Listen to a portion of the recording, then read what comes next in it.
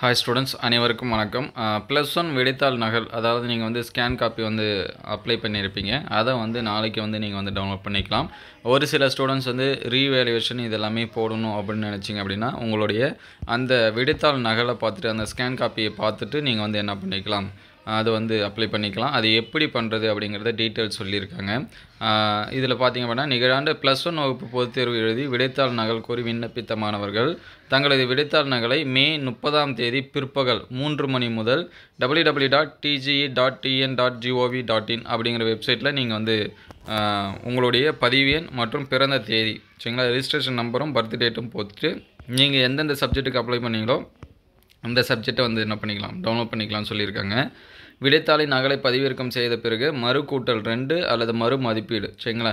மறுகூட்டல் அப்படின்னா உங்களுடைய மார்க்ஸு இப்போ வந்து ஒரு 40 மார்க்ஸுக்கு வர இடத்துல 35 தான் போட்டிருக்காங்க, இல்லையே 60 மார்க்ஸுக்கு வர இடத்துல 50 தான் போட்டிருக்காங்க. அப்போ 10 மார்க்ஸ் வந்து கவுண்டிங்கில் விட்டுட்டாங்க அப்படின்னா அதை நீங்கள் வந்து மறுகூட்டல் செய்யலாம்.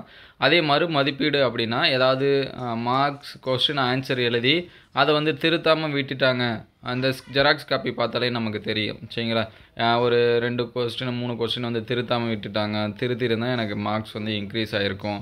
இல்லை வந்து சரியாக திருத்தலை அப்படின்னா அதை நீங்கள் வந்து என்ன பண்ணலாம், மறு மதிப்பீடு செய்யலாம் சரிங்களா. ரெண்டுமே வேறு வேறு, மறு கூட்டல் வேறு, மறு மதிப்பீடு வேறு. மறு கூட்டல் அப்படின்னா மார்க்ஸ் வந்து அதிக மார்க் போட்டிருப்பாங்க, ஆனால் அது வந்து கவுண்டிங்கில் சேர்க்காமல் விட்டுருந்தால் அதை வந்து மறு கூட்டலுக்கு நீங்கள் வந்து சொல்லிக்கலாம். மறு மதிப்பீடு அப்படின்னா நீங்கள் சரியான ஆன்சர்ஸ் வந்து எழுதி அதுக்கு வந்து மார்க்ஸ் கொடுக்காமல் இருந்தாங்கன்னா நீங்கள் மறு மதிப்பீடு செய்துக்கலாம் சரிங்களா. விண்ணப்பிக்க விரும்பினால் இதே இணையதளத்தில் அப்ளிகேஷன் ஃபார் ரீடோட்டலிங் ரீவேல்யூவேஷன் அப்படின்னு வரும். அப்படிங்கிற தலைப்பை கிளிக் செய்து விண்ணப்பத்தை பதிவிறக்கம் சொல்ல வேண்டும் சரிங்களா. என்ட்ரி ஃபார்ம் ஒன்று வரும், அந்த என்ட்ரி ஃபார்மை வந்து ஃபில் பண்ணணும். ஃபில் பண்ணி நீங்கள் வந்து அதை வந்து நகல்களை எடுத்து மே 31ஆம் தேதி பார்த்தீங்கன்னா 11 மணி முதல் ஜூன் 4ஆம் தேதி 5 மணி வரைக்கும் சரிங்களா. அந்த ஞாயிற்றுக்கிழமை மட்டும் இல்லாமல் மற்ற நாட்களில் நீங்கள் வந்து சம்மந்தப்பட்ட மாவட்ட அரசு தேர்வுகள் உதவி இயக்குனர் அலுவலகத்தில் சமர்ப்பிக்க வேண்டும்.